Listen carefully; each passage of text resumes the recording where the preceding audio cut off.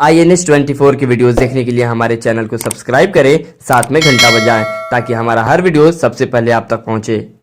नमस्कार, आप देख रहे हैं INS24 न्यूज़ और मैं हूं आपके साथ निहाल अजीज़। आज हमारे साथ मौजूद हैं पटना हाई कोर्ट के वकील श्री राजन सिंह जी। बहुत स्वागत है सर आपका। धन्यवाद निहाल साहब। सर, आज हम बात करेंगे आपके साथ माननीय मुख्यमंत्री के ड्रीम प्रोजेक्ट 7 निश्चय के बारे में। विपक्ष का वार प्रतिवार और वाद विवाद होते होते अभी 7 निश्चय पार्ट 2 तक ये प्रोग्राम पहुंच चुका है। सबसे पहला सवाल, क्या उन 7 निश्चय प्रोग्राम सही तरीके से बिहार में लागू हो पाए थे?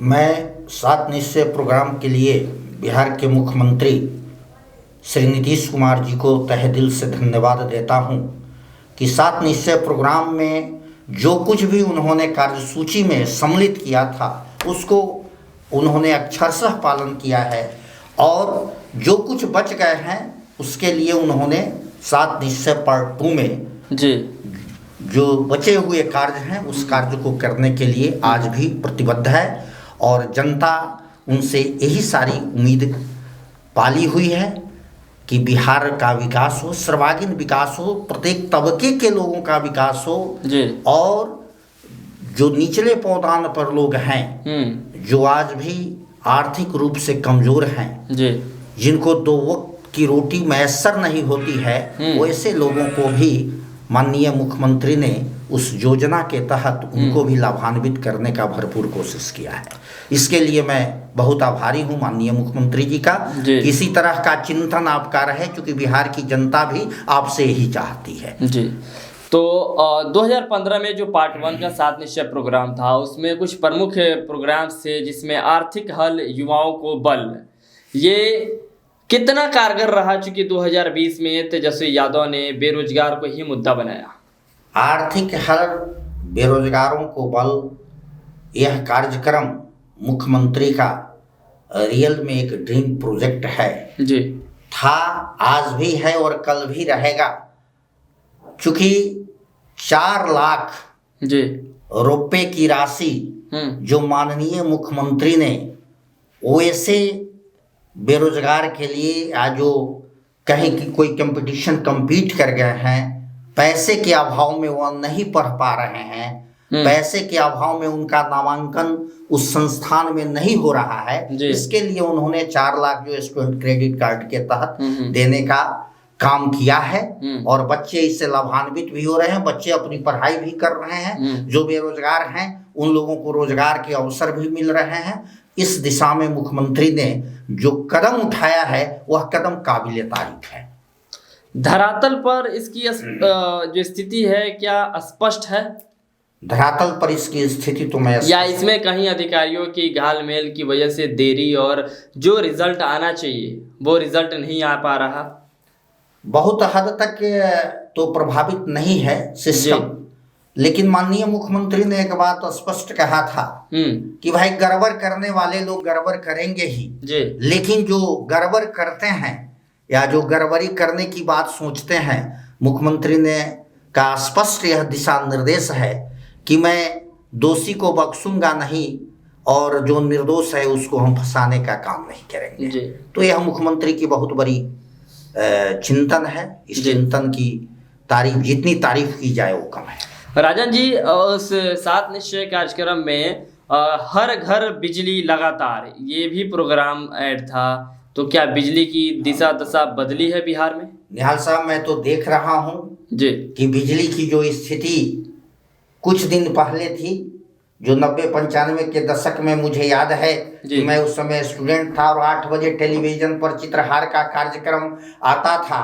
और इंतजार रहता था कि भाई शुक्रवार को चित्रहार के समय कहीं बिजली न गुल हो जाए, और अक्सर यही होता था। लेकिन आज गांव में, शहर में जितनी बिजली रहती है और जितनी सुख सुविधा है, बिजली बच्चे नहीं पढ़ पाते थे पहले, चूँकि बिजली की रोशनी नहीं मिल पाती थी, बल्ब की रोशनी नहीं मिल पाती थी, लेकिन आज तो मैं देख रहा हूँ कि बिजली निर्बाध रूप से सप्लाई हो रहा है बिजली का।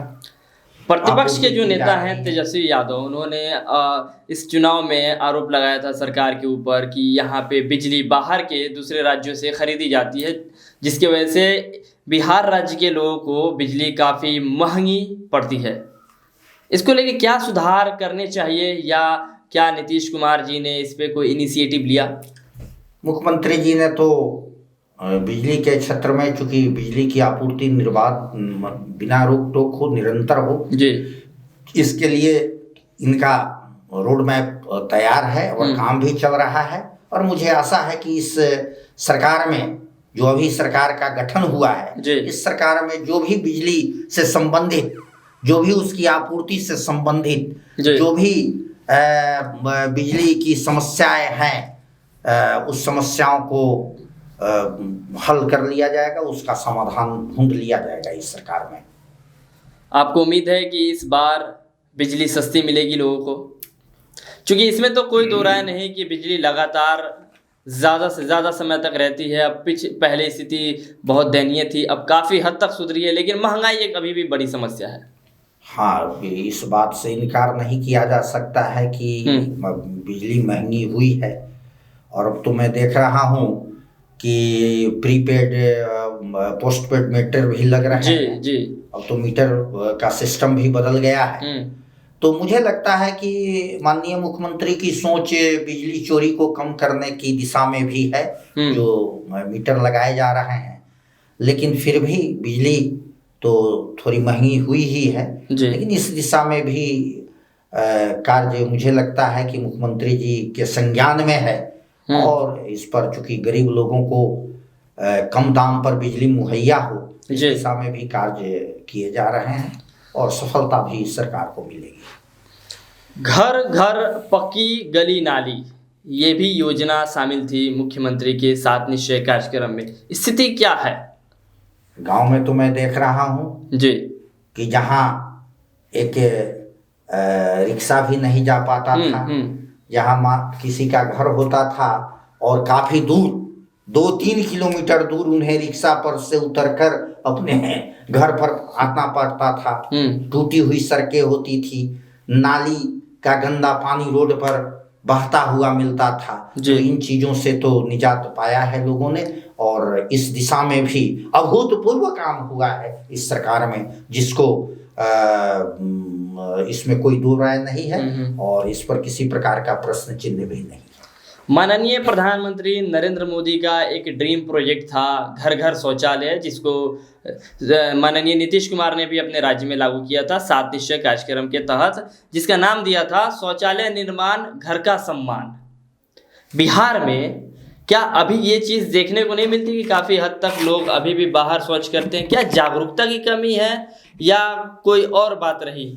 मुझे लगता है, मैं आपके चैनल के माध्यम से मैं बिहार की जनता से भी मेरी अपील होगी जी कि बहुत देहात इलाके में आज भी देखने को मिलता है कि हर एक घर में शौचालय की व्यवस्था है, लेकिन लोग आदतन वह खेत खलिहान में ही जाते हैं। तो इसमें सरकार का मैं बहुत ज़्यादा दोष नहीं समझता हूँ, क्योंकि इसमें लोगों की जागरूकता की कमी है और धीरे धीरे जागरूकता अभियान के तहत इस चीज़ में भी आमूलचूल परिवर्तन होगा, बदलाव आएंगे।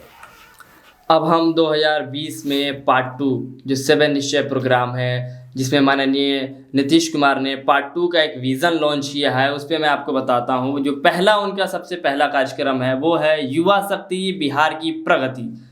इसको कैसे देखते हैं, कितना सफल हो पाएगा ये प्रोग्राम? क्योंकि किसी भी देश, किसी भी राज्य की जो अर्थव्यवस्था होती है वह युवाओं पर निर्भर करती है। अगर हमारे यहाँ के युवा पढ़े लिखे होंगे, टैलेंटेड होंगे, उन्हें योग्य बनाया जाएगा, उनको नौकरी मिलेगी जी। तो अगर कल कारखाने लगेंगे बिहार में, कल कारखानों में, फैक्ट्री में उनकी नौकरी मिलेगी जी।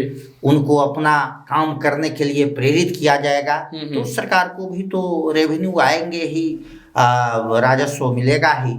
तो युवा अगर कहीं अगर सशक्त होता है, युवा अगर सामर्थ्यवान होता है, तो किसी भी राज्य की, किसी भी देश की प्रगति तो संभव है ही। आप देखिए कि अगर आप ही हैं अपने घर में, अगर 10 रुपया चाहे मैं अगर उपार्जन करके लाता हूँ तो घर की भी स्थिति बेहतर होती है, घर की प्रगति होती है जी।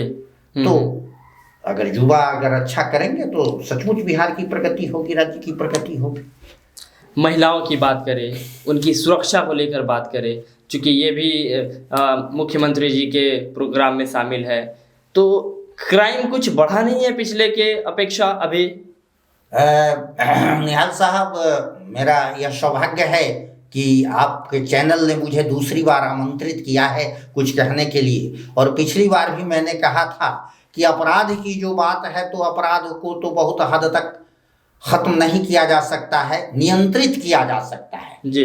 क्राइम को कंट्रोल किया जा सकता है, लेकिन जड़ से समाप्त नहीं हो सकता है, उसको एलिमिनेट नहीं किया जा सकता है। तो पहले जो स्थिति थी कि 7-8 बजते बजते जो है कि लोग घरों में दुबक जाते थे, घरों में चले जाते थे, लेकिन आज की स्थिति है कि हमारे घर की, आपके घर की महिला भी बाजार जाती है 8-9 बजे तक मार्केटिंग करके बड़ी मज़े में घर लौट आती है।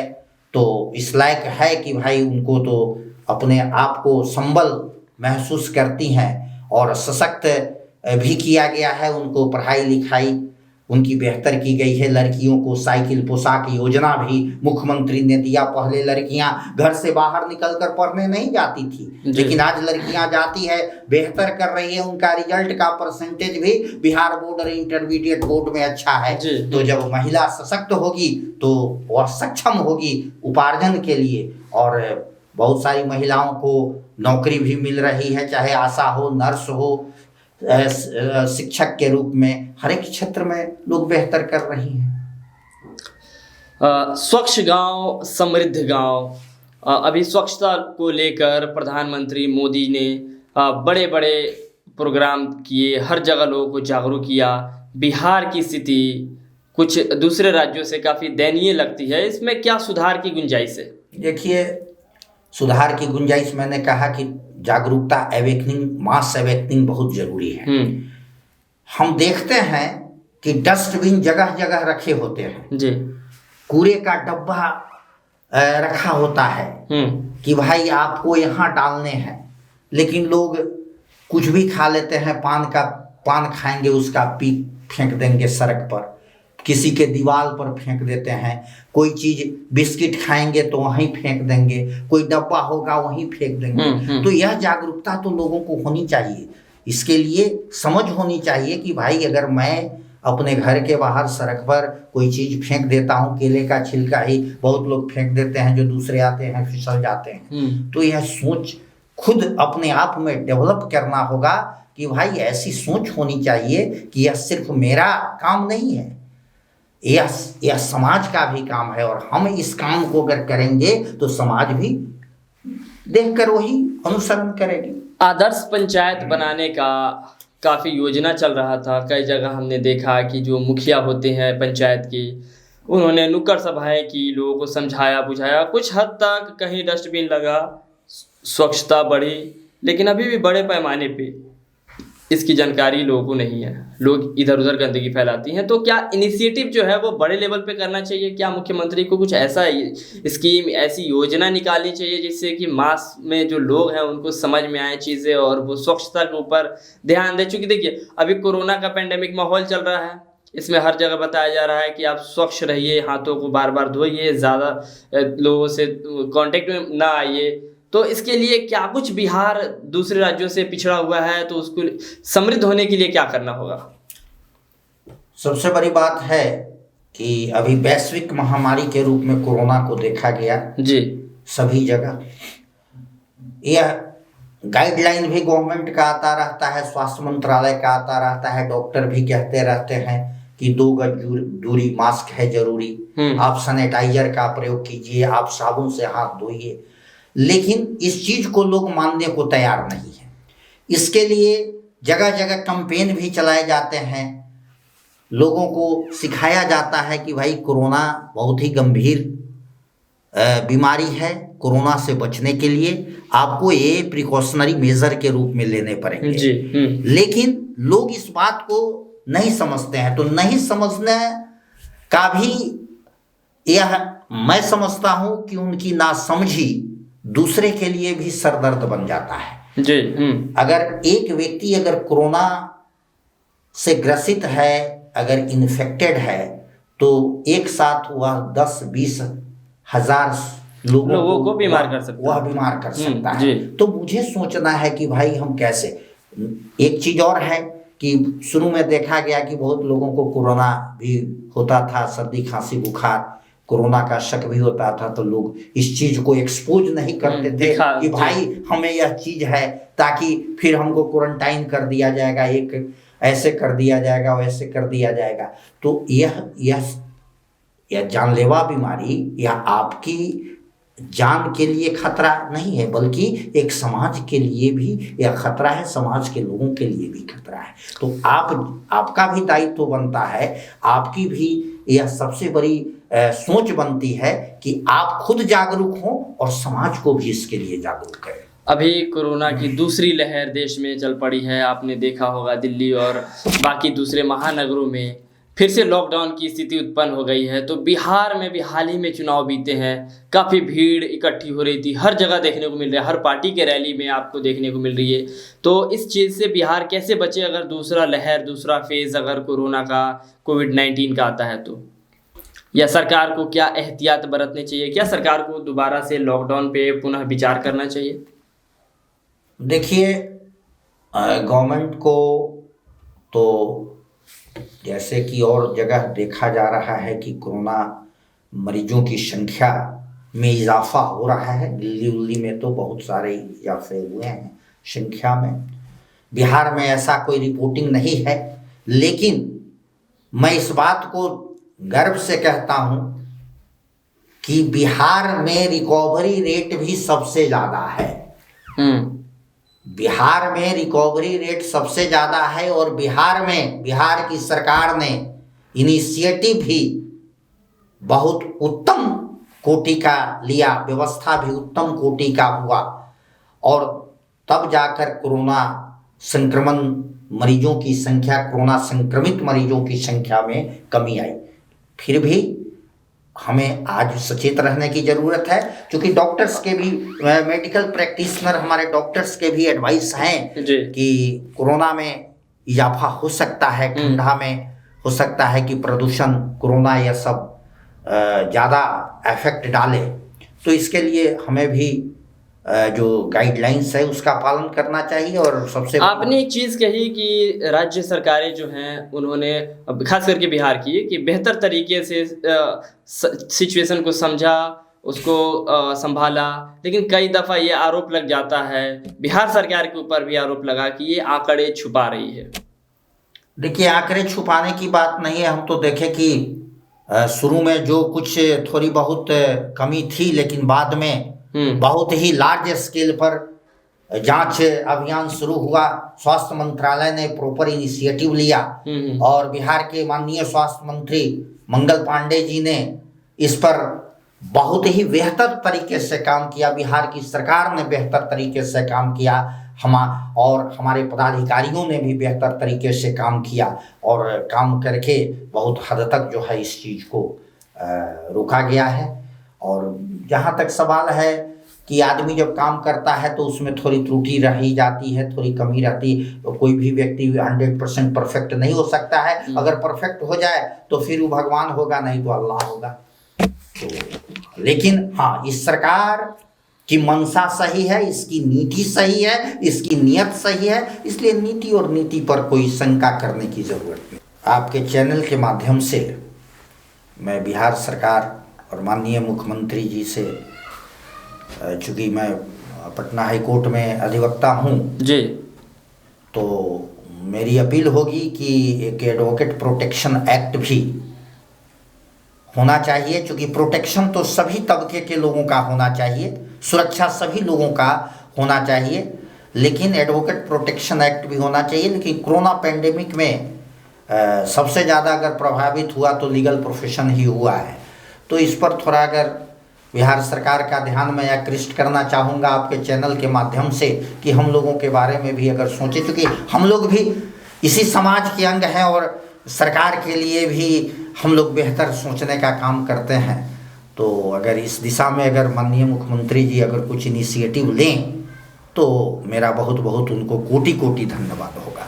चलिए, उम्मीद है ज़रूर अगर हमारा कार्यक्रम माननीय मुख्यमंत्री जी कभी देखें या उनके पदाधिकारी देखें तो आपकी बात को गौर करेंगे और आपके द्वारा बताए गए सुझाव पे ज़रूर कोशिश करेंगे अमल करने की। चलिए, बहुत बहुत धन्यवाद आपका कि आपने बेबाक अंदाज में बहुत सारे मुद्दों पे बात की। हमने 7 निश्चय कार्यक्रम के बारे में जाना, समझा, पिछले 5 वर्षों का अवलोकन किया और आने वाले 5 वर्ष जो हैं वो कैसे होंगे, कैसे होने चाहिए, इससे रिलेटेड आपने काफ़ी सारी बातें कहीं। आपको भी अगर हमारा ये प्रोग्राम पसंद आए तो लोगों में शेयर कीजिए और अपने कमेंट्स के ज़रिए हम तक जो सवाल मन में रह गए हैं वो हमारे साथ पूछ सकते हैं। बहुत बहुत धन्यवाद आप सबका।